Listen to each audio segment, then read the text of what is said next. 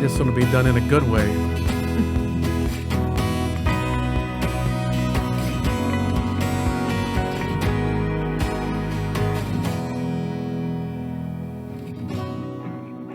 All right, guess what? It's time for another edition of the Cheyenne and Arapaho Productions radio podcast, actually radio, TV, and all kind of everything podcast. I'm your host, Darren Brown here. I'm your senior content producer at Cheyenne and Arapaho Productions, and today I'm joined by some of the really cool, great staff we got working in the hall from us here at the Department of Education. Got the ladies from the Academic Excellence and Enrichment Program. We are minus one staff member today, but I want to start with you, Maria. Please introduce yourself and give us your title, and then we'll go around the table and introduce yourselves. My name is Maria Thorpe, and I'm the director of the Academic Excellence and Enrichment Program. And I'm Mary Davenport. I'm the school's social worker. And I'm Holly Sucre. I'm the senior student advisor. All right, and so the AEE, I'm just going to shorten it like that. Yeah. It's a fairly young program here in the department, and here in the Department of Education, we've got 18, 19 programs. A lot of stuff going on here. So I know this one's only like a year or so old, and so would you, Maria, again, kind of give me an overview for those people listening and watching, kind of what it does and the program is, what it's for. Okay, so previously we had a grant called the Native Youth Community Project, and Carrie and Megan actually set AE up because they knew this grant was going to end. And when you mentioned Carrie and Megan, you're talking about our executive director. Oh, yes. I mean, just people, we know. Higher-ups, yes. Yeah. So they knew this grant was going to end, and we just had a lot of success with it, and so they wanted to have another program that we can just go into and use gaming funds now and not have to, utilize grants anymore. And also be able to service more schools. Oh, thank you. Yeah, I'm glad you brought that, because so this is really an extension sort of what we were doing with NYCP. But as I recall, that was like, 2 or 3 schools? And this includes more, right? Yeah, NYCP was just for Clinton Public Schools only. And now we have 10 altogether. Okay, 10. Yeah. Well, Mary, does that mean that you're driving all over the place like everybody else? Yes, it does. Well, where do you go? I mean, I don't understand. I know I see you guys come in and leave, and then I don't see you till the end of the day. So I don't know. Are you going to the same schools every day? How does that work? We're actually getting into the schools just now, meeting with the superintendents, reintroducing this program because they've had it for a couple years, but it's hard for them to get it off the ground. So they've just had Tiffany and Devontae, they've been here the last couple years, but it's just the turnover with AEE. We haven't been able to stay in the schools. So now we have to reintroduce the program and reintroduce ourselves to the schools. I'm sorry.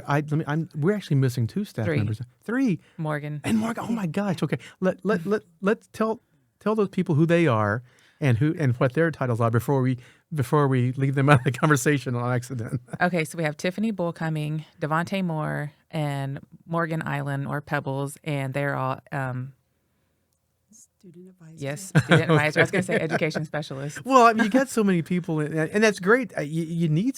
I know we could all use more staff in there. So, Holly, you were about to say something. I interrupted you, so please continue. Oh, sorry. I was saying when we were meeting with the administration, we were just introducing the incentive part of our program, and when we were going to be kicking that off. And also, there's more to it. We'll get into it, but just basically what our program is about. Okay.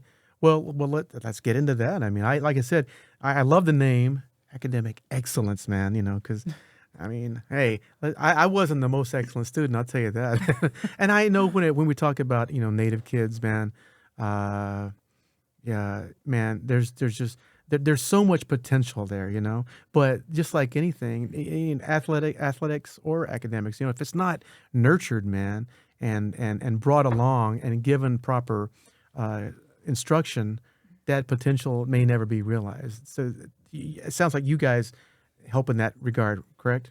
Mm-hmm. Exactly.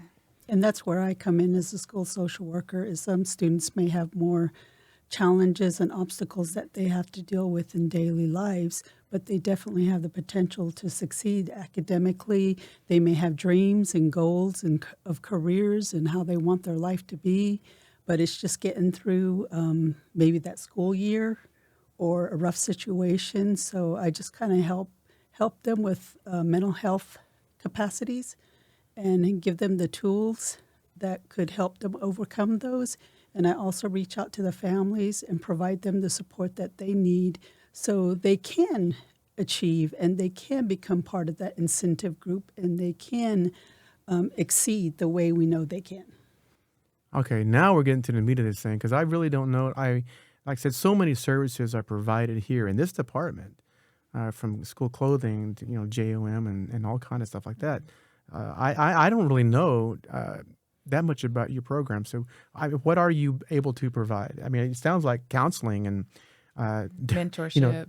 Okay, let's get into that. So we cut it down to 5th and 6th grade only because with Clinton we were working 3rd through 8th grade, but we also had 4 staff in that school. So now that we're split up through all these communities, we just narrowed it down to 5th and 6th grade to begin with because it's a new program, and we would just all want to make sure we're on the same page as first and 2nd year, and then we'll just keep adding on. But it's just an incentive program. We look at their attendance, their grades, and parent involvement, and they'll get they're called Buffalo Bucks, and they will get those. I like it. I like it. Yeah, as an incentive, and just so this is right here. So if they get so if their parent turns in the first form that we have, they automatically get 50 points. So we have a bunch of incentives in my office and Pebble's office, and we'll just start labeling those almost like a Chuck E. Cheese or Dave and Buster's type of store.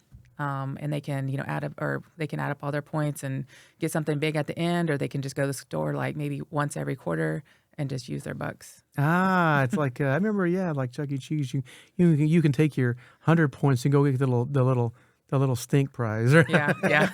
or you can save and try to get when you get 4,000 or 5,000 and then get something cool. Yeah. All right. So mentorship. Tell me more about that. That sounds. Obviously, it is very important. It just sounds very important, man. Tell me about that.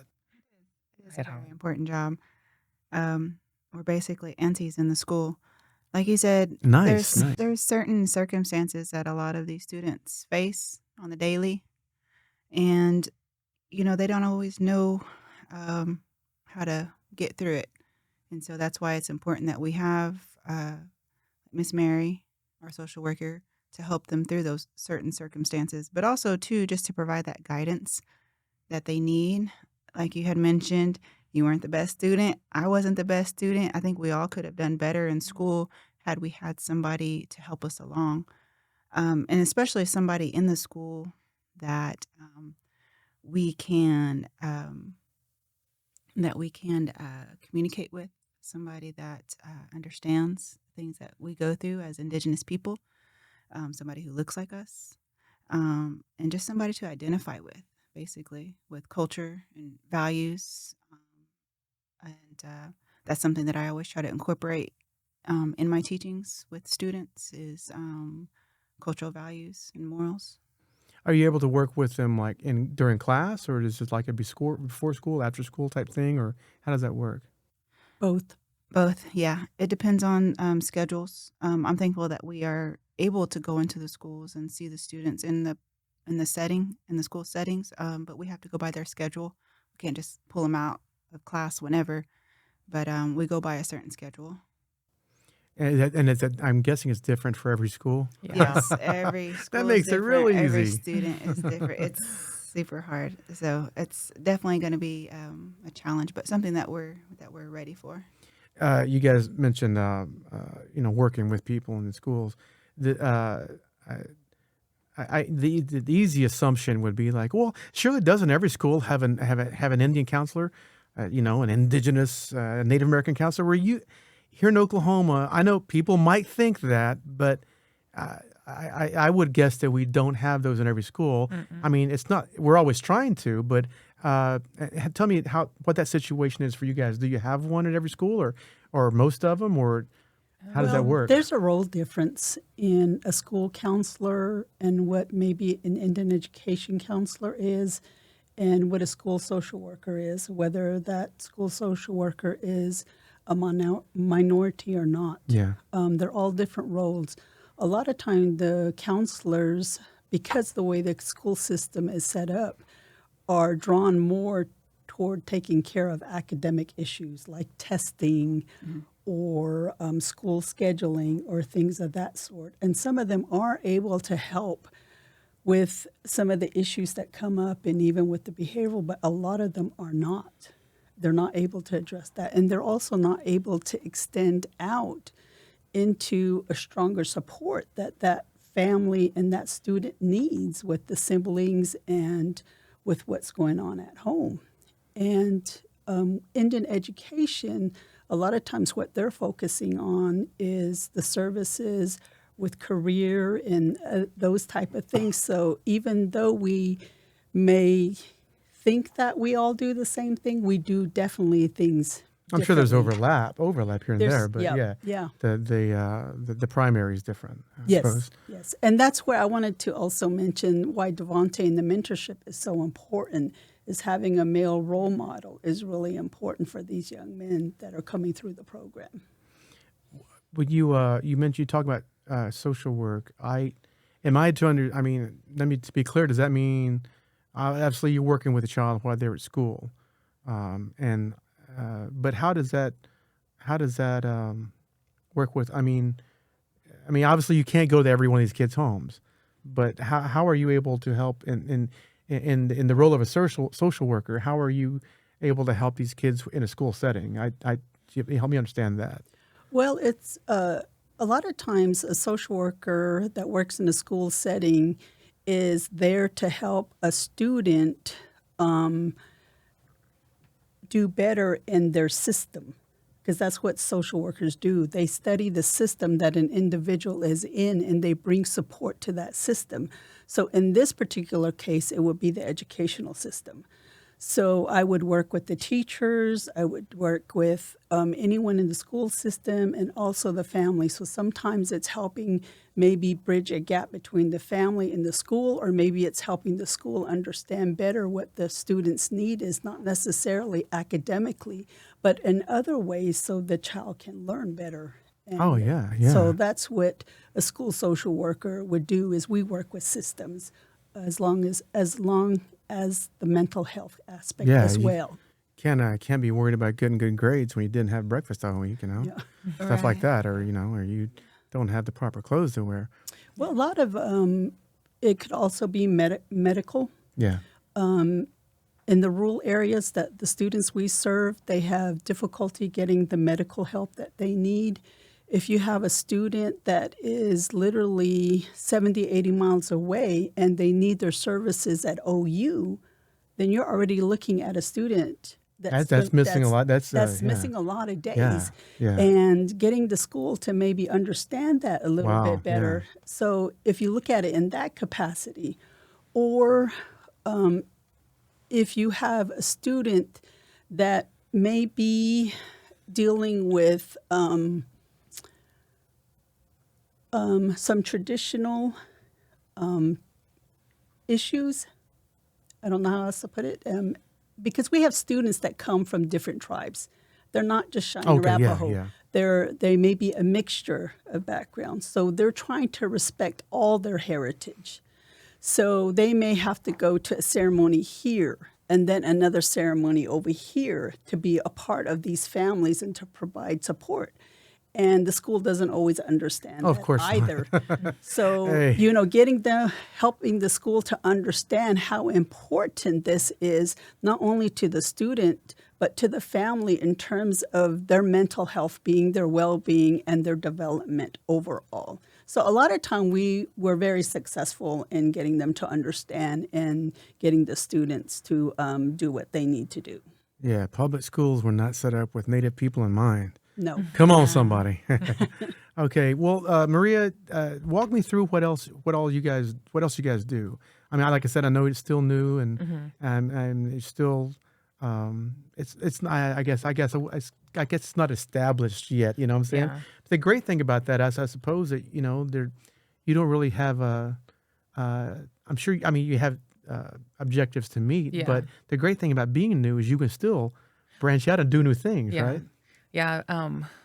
I feel like it's almost every week we think of something different, that we need to change or we need to add. And Mary, that's why, Mary, I'm really glad she's here, because there's little things that she thinks about that, hey, on our forms, we need to add this, or on our reports, we need to add this. Because like I said, it's just so new. And Now it's just now focusing on just Cheyenne and Arapaho tribes only, whereas in my CP we can do all natives, so we didn't have to worry about if they had their CDIBs or CDIB2s or anything like that. So we're cutting down our student base a lot, just doing CNA and CDIB2. But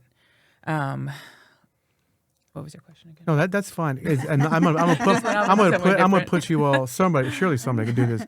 Can someone? You said there were 10 schools. Yeah. Can someone name them all? Yeah. Or maybe can all three of you jump Yes. in? I think we all can. Yeah. Hammond, Sealing, Canton, Watonga, Kingfisher, Calumet, El Reno, Darlington, Gary. That's and 10. I think. Clinton. Oh, that's 9. And who? Clinton. And Clinton. Clinton. Good job, right? If you're gonna say it proper, Clinton. Well, I didn't realize that. That's for them. It's a doubly double cool thing because they know you guys anyway. Yeah. So Clinton, Clinton. Canton, and El Reno and Darlington, they have Indian Ed, but the other schools they don't. So And so, I what assume. what difference does that make? Well, It's communication factors. One, Yeah, Yeah. yeah. definitely have somebody to communicate with, because we can't be in every school every day. So it's Well, why not? I would- You got a car, yeah. right. Yeah. No reason. No. Yeah. So yeah, having somebody in the school is definitely a plus. yeah. Mhm. And just understanding the tribes, like what Mary said about, there's certain stuff that, somebody might have to miss school for, and if you have an Indian Ed person at that school and you kind of explain to the principals or the counselor, well, this is what's going on, so. I think Just that being that is middleman. huge. That's the thing is like and like you said, now that you're working with now you work with CNAs and it used to be okay. Well, still though, you get kids who are not just Cheyenne, Yeah. not just Arapaho, but they give me all 4, 5, 6 different tribes that they're looking, like you said, trying to hit different ceremonies and stuff and events. Yeah. And man, I can see how that's gonna. And you throw athletics into the mix, or if you got Or funerals. you got your funerals or academic bowls or band contests or like all vocal music. It goes on and on and on. Swim meets. I don't know. And resources, when you think in terms of resources, as the kids grow, the students grow each grade and they get closer to graduating, you want somebody who could give the teachers in the school resources of scholarships, School clothing. college education scholarships, but also maybe Indian education opportunities. And most schools, public schools, aren't going to know what that is. That's so true. I mean, I've run into that myself back when my kids were in high school. You don't know what you don't know. And if you don't have a well-established, Native American counselor, then you got a counselor who was maybe thrown into that position, or maybe they've never worked with Native kids. They just don't know. And so when you brought that up, I meant to ask a minute ago. Is you said 5th and 6th grades, right? Mm-hmm. So it is. I'm glad you brought that because we all know higher ed was here recently, and they were talking about. I remember when I was in high school. I didn't have fries are done. Hey, so fried bread is done. Sorry. Bring the meat pies on. All right. I know that, I remember from my senior year, kids were going, hey, I'm going to OSU. I'm going to OU next year. Where that kid's going to OSU? Darren, where you going? I'm like, I don't know. I don't know.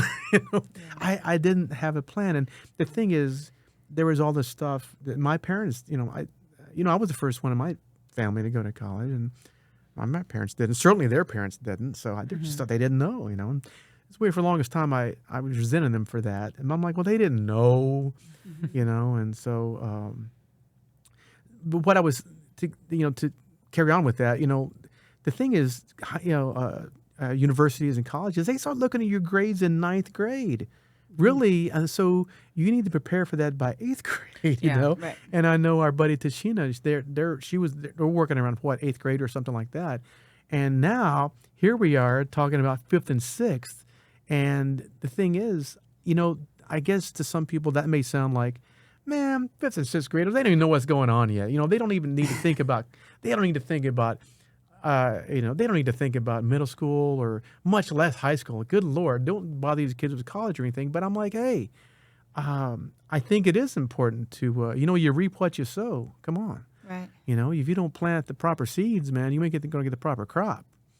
And if you don't nurture these kids from the beginning, or you could even say that 10 years old is kind of late in the game, if they've had to deal with a lot of stuff, like you're saying.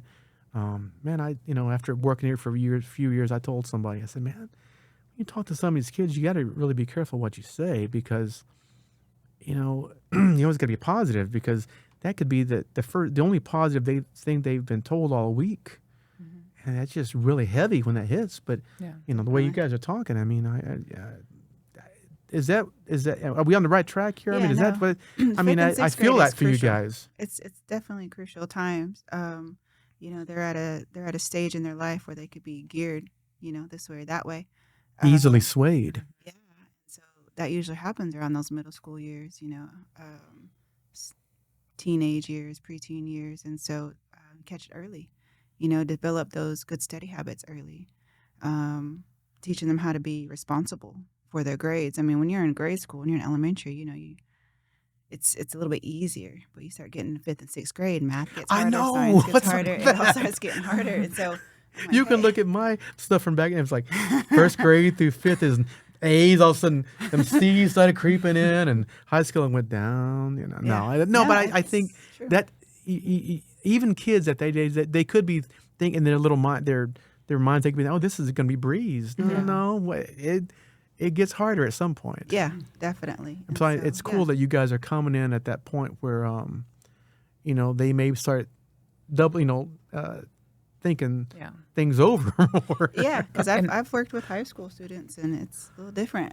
They're kind of almost, it's quite different. They're almost like set in their ways. Like it's hard. I'm glad you brought that up, because I felt the same way. I used to work in TV news, and we'd shoot video at different schools all the time. And I told them working with elementary kids, it was a joy, because they're curious and they're still full of wonder and creativity.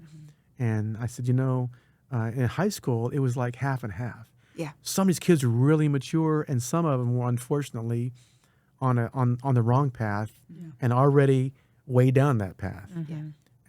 But I told them, I said, I do not like working with junior high or mid high. Yeah. Because, man, they got stuff going on in their bodies. Hair's growing out there. They don't know what's going on. And they're almost too cool for you. Yeah, exactly. They know more than you do. That is exactly how it was. So you guys are catching these kids, hopefully, right before they hit that stage. So maybe you can, drop some knowledge, some sense into their heads before they get that far. At the very beginning of our program, we all met the whole staff, and we were trying to think, okay, what age? Because it was up to us what age we wanted to work with, how many students we thought we can serve.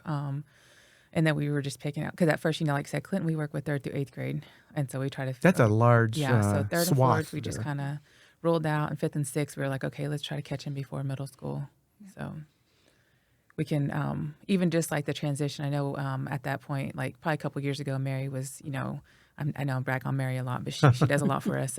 She was talking about that transition from elementary to middle school, and how can we help them and things like that. Yeah, we don't think about that when we always talk about the transition from junior high to high school and high school to college. We don't think about one of the very first ones, Yeah, elementary to middle school.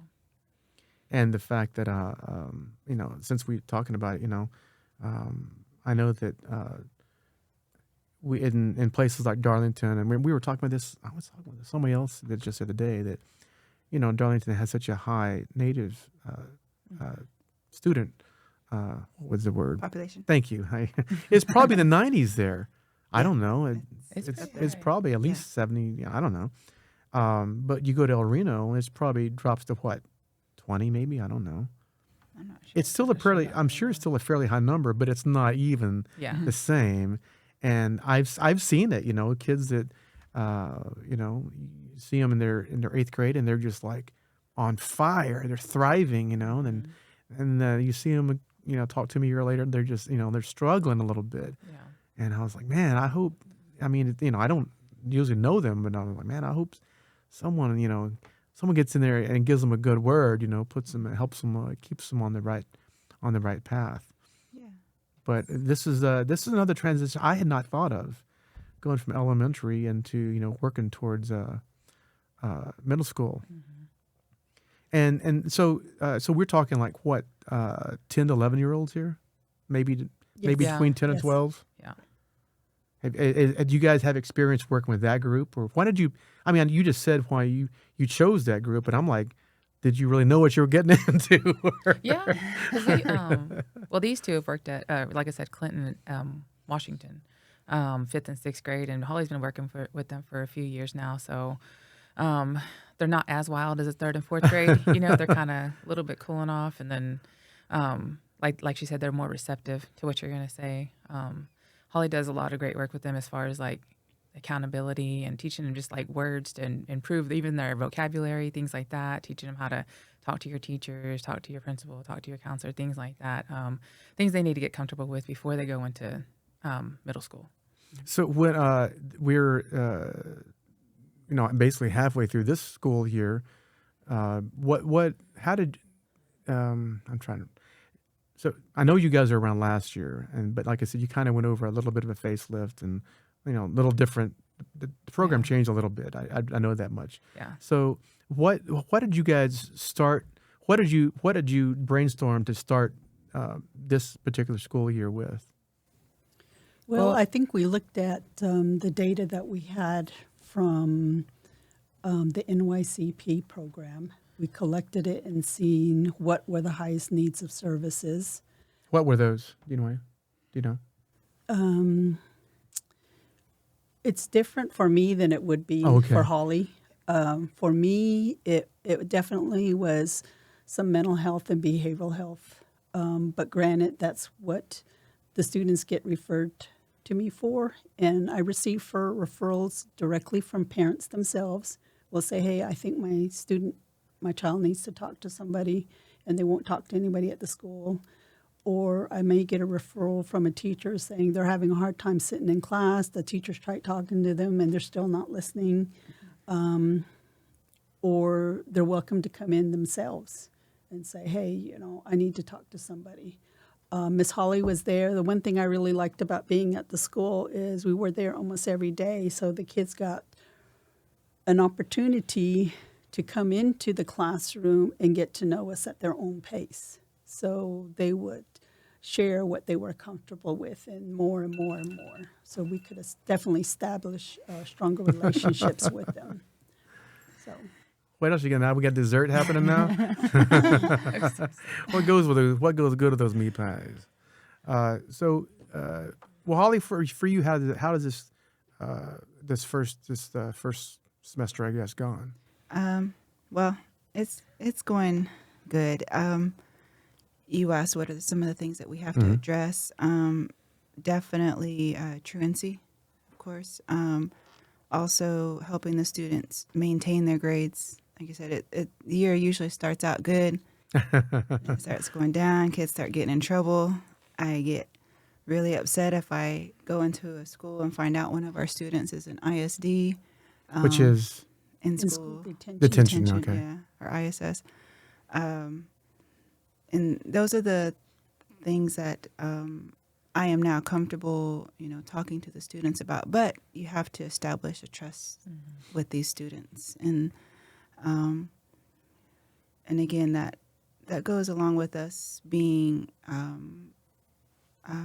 current in the schools, and constantly going and learning their styles, their learning styles, them learning us, who we are, but also them knowing that we're here to service you. We're here for you. So let us help you. So once they realize that, once they know that, and they continuously see us in the schools, then that's when they start opening up. Now, whether or not they listen to us, that again, it's you won't know for years probably. We're all moms here, so we know what it's like. It's just like getting onto your own child at some time, So. Oh yeah, my kids were well, I don't know if they're even still there yet. I mean, my kids are 22 and 25. I wasn't. I was like literally in my 30s before I realized, yeah, my mom and dad, they kind of did know what they were talking about. Yeah. I thought I knew everything at 18, but when I turned 21, I said, I do know everything.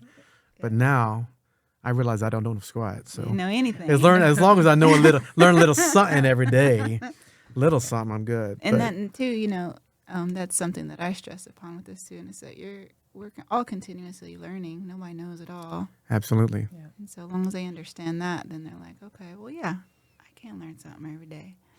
Maria, I know you're the director, so you probably don't get to go out.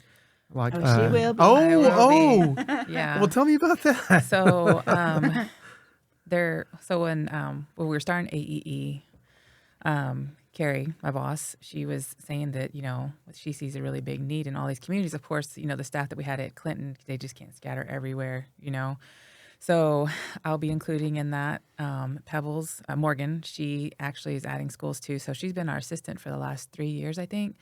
And so now that there's a need in the community, we needed to have like all of our staff out in the community. Everybody including feet on the myself. ground. All hands on deck. Yeah. So I'll have Kingfisher and Darlington. So those will Okay. be my schools. And Morgan's going to cover Canton and Calumet.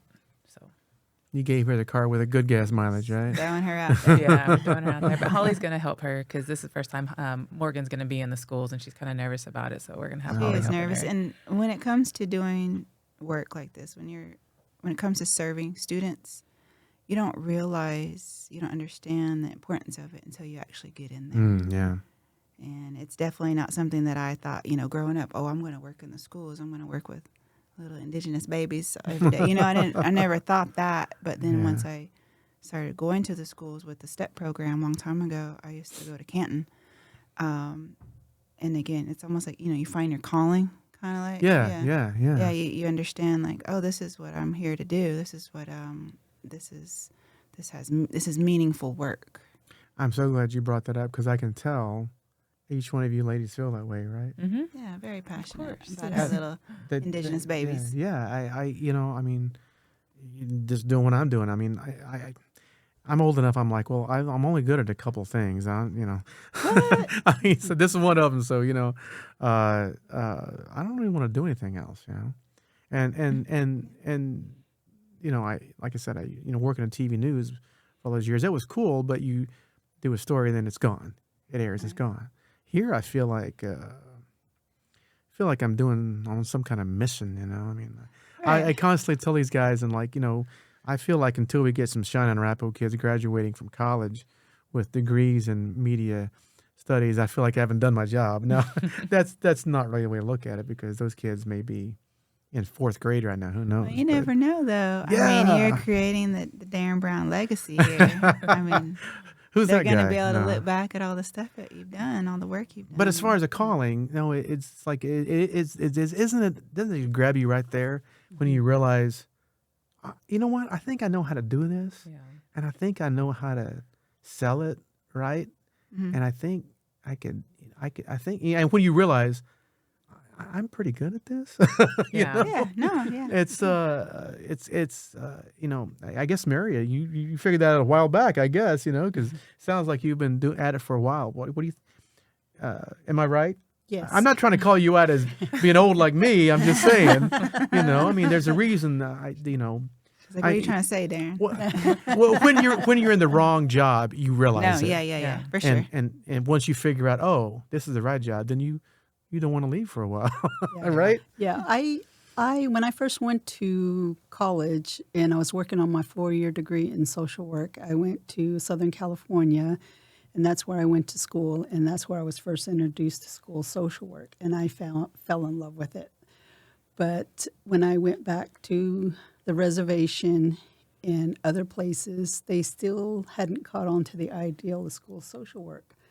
So I worked in different programs, employment and training, Head Start, social services, child welfare, anything along the line with children and families, juvenile justice, a lot of different backgrounds, mental health research, anything that kept me in contact with individuals, families, mental health along that line. And when I moved to Oklahoma, that was one of the first things, again, I looked for was school social work. And that was actually back in 1999 when I moved here with my family. And I looked around, and most of the schools said that I had gone to said, we don't have school social workers. We really don't need them. I'm like, really? That you know of. Yeah. So I just kept waiting it out, kept working in Indian communities because that's, like you said, it's been my calling. I love working with Indian people. I always have. And they may not be the same tribe as me, but they're still my people. Yeah. And when this opportunity, I had a major life event change in my life, and I had to change careers.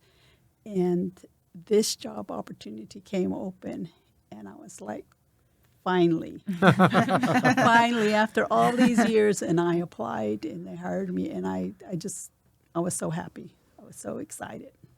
Well, now we're getting somewhere. Yeah, that's what I felt like. I was like, now finally we're making progress. I was just reading here on this sheet about the services, and it talks about monitoring students' progression. Man, I forgot. We got to mention this is. I mean, when you're talking about a federally funded, well, you're not federal funded. You're government funded. But we still. But you got to have data, If we want or is money. it data? I don't know. There's numbers involved, Yeah. and that's maybe the not fun part of this, but Yeah. how do you? I was going to say, how do you measure? I'm sure you have your own set of what do you call them, metrics or whatever. Your criteria and stuff. But what are you looking for, and what are you going to be able to do? And I mean, will you look like from school year to school year? Is that how you're looking at it? Yeah.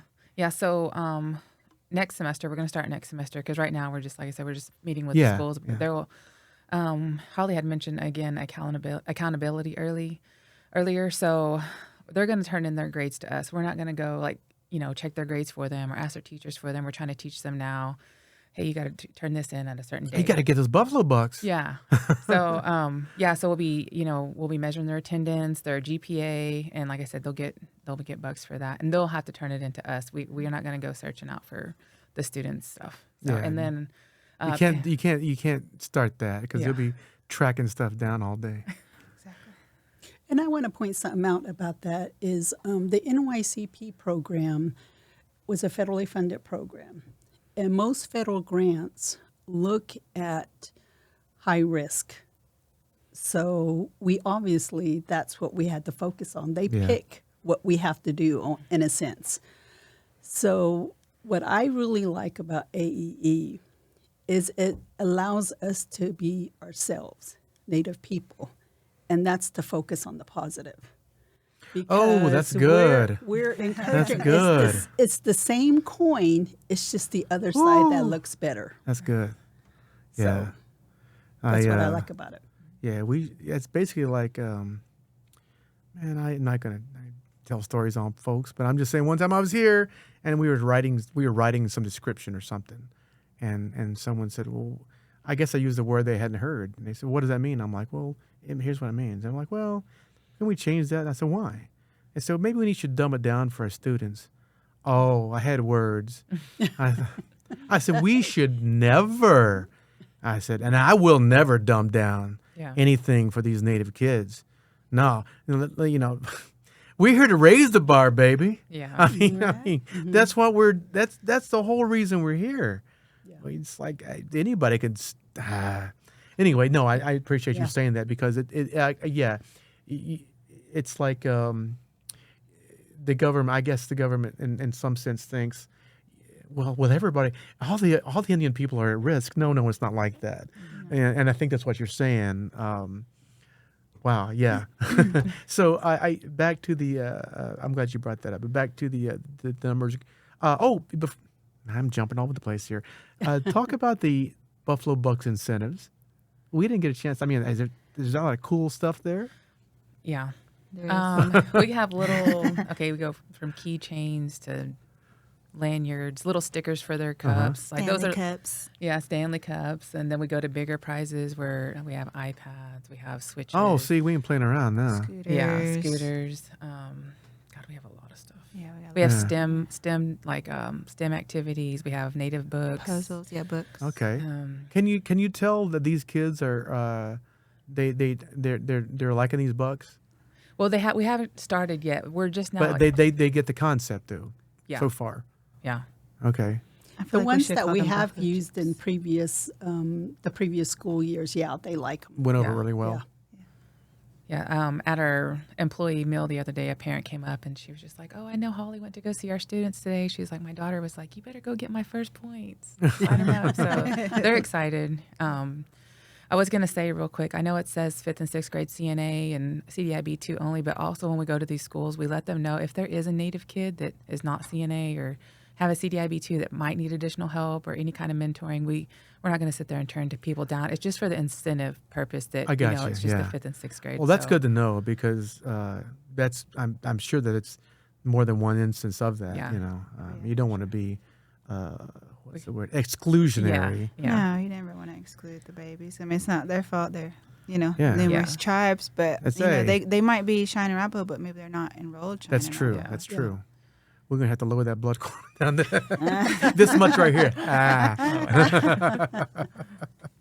Because I mean, all of us sitting at this table aren't CNA. Come on, right? No. I am. Well, I'm not. But I mean, what I mean is that it's a huge community, Yeah. and a lot of people say, "Well, I am Cheyenne, but my daddy." My daddy was, from Lakota. And you go on, and there's people. Yeah. I know people. They'll introduce all 18 tribes they are. So. But we also want to make sure that, like, if they come to Holly or Mary or myself now, that we can find the resources for them if they need it. Yeah, So beautiful. Yeah, it's like I know, like kind of like JOM. I know, man, they will help kids. Yeah. Then that's what we're trying to say. We just want to. We obviously it's like I guess you can call it a Cheyenne and Arapaho based, but Yeah. Native student focused. Maybe I don't know. Yeah, Yeah. that's a good way to put it. We just want to help Native kids and starting with ours. But hey, we're not gonna not gonna be like those mean aunties. You mentioned that. Give me a little bit more on that. Because I can see. I don't see you as a mother necessarily. I mean, You know, you I'm a said mom, but but you said auntie, and I'm like, I think auntie like is someone older, but. yeah, But that word that gets thrown around, that it It gets a negative does. connotation it shouldn't. It does, and it shouldn't. You're absolutely right. Because what I feel you- like there's a certain responsibility. You're talking that about comes nurturing. with being an auntie. Yeah, for sure, nurturing, guidance. Yeah. That's all part of the mentorship. We're not just going around like you say. You just don't throw that word around like that. I don't. Anyway. It does. It gets thrown around, and it's all in fun. I understand it, but Everybody wants to be auntie now.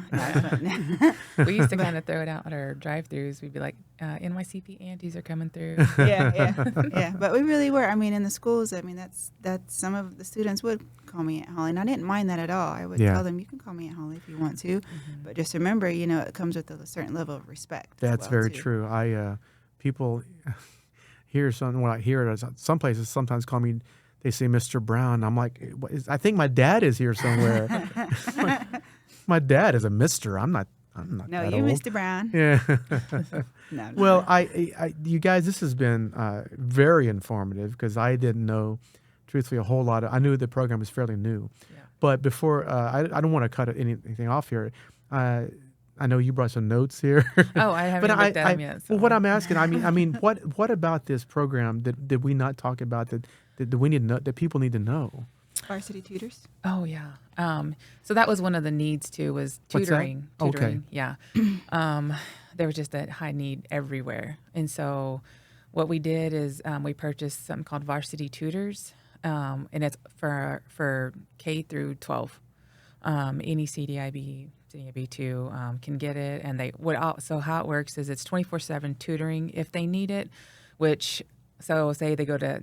It's at Holly School. They'd have to go through her first, and she'd get her set up with varsity tutors, or they have if they need like real intense tutoring, they have what is it called? Maybe like 6-week programs, 4-week programs where Holly can set the student up on. They can use their phones, they can use their tablets, anything, and they can set them up for like, okay, 1 o'clock every Tuesday, you're going to be set up with varsity tutors, and they're going to go over. Man, that is a whole reason, tutoring and the lack of it was a whole reason I even got involved when my daughter was in 8th grade. When I got involved with Indian education. And I went to a meeting. They're like, "Hey, you want to become a member?" I'm like, "I've just come in here to see if I can get some tutoring." And it turns out, in all those years, I never got any tutoring. But they started working on it a bit. I mean, after my kids were, older and stuff. Yeah. But So especially after COVID is when we've seen a lot of it. Yeah. So it's it's an online thing, right? Yeah. Online, And, you can do one-on-one tutoring sessions with, a tutor. Well, that certified. in itself is, because I'm sure there's a lot of kids. I could have used a We good all amount of could have. tutoring I back could have then. too. Yeah, for sure. But there was no such thing as online back then when I was that age. What else? Like I said, what do people need to know? Oh, you mentioned CDIB. It says here. Tell me about is this eligible? Is that right? yeah. So I know that there are CDIB 1s and CDIB 2s. Yeah. Who is eligible for your services? Let's just put it out there, make sure we have this straight. Just for the 5th and 6th grade incentive program, it's 5th and 6th grade CDIB and CDIB 2. Cheyenne and Arapaho kids. Yes. Including for the incentive program. Yeah, for the incentive program. However, if there's a student that needs help or mentorship, we're not going to turn anybody down. Okay, It's just what okay. we're tracking, like the attendance. yes. Thank you. The attendance, the grades, and the parent involvement is just for the 5th and 6th grade. The Buffalo Bucks. The Buffalo Yeah. Bucks, yeah. Now, are you? You mentioned social work and everything you're doing. Do you have? And I just don't know. Do you have a lot of contact, a little contact with parents, or is that really? Is that not your focus, or how does that work? Yeah, the parent involvement is huge. Yeah. We've actually started trying to do our come and go lunches at the new communities, and we haven't had a lot of success. And we just started them this week, but at least we're showing that we're there, and we're reaching out and just letting them know that, hey, we're going to be at this place at this time. We'll bring you food. Just come meet us, things like that. But I know as soon as we get to know these communities and the students, it's going to get better. Just like Clinton, I would keep referring back to Clinton, but it started out slow at Clinton too, and by the end we were having hundreds of people come. So anything new, in the beginning, and they don't know about us, they're not going to show. But as long as we stay consistent and stay in the communities, I know it'll get better. All right, Holly. Anything else you have? No, I did. Well, also, I want to mention that, how Miss Mary had said that when she came here, schools didn't feel like a school social worker was needed.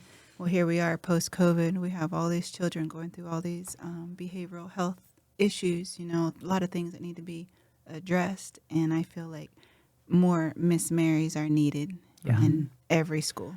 Yeah,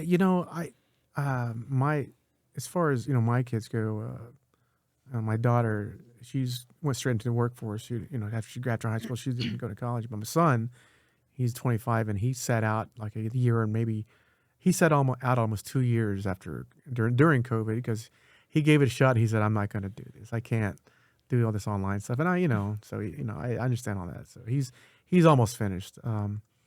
But that's something that here in the education department, we have our own little operation, our Cheyenne and Arapaho Productions, which is not really, we do work with every one of the programs here, but we're not in schools and stuff like that, like you guys are on that end of it, the teaching and that end of it. But it's something I don't think any of us, you know what?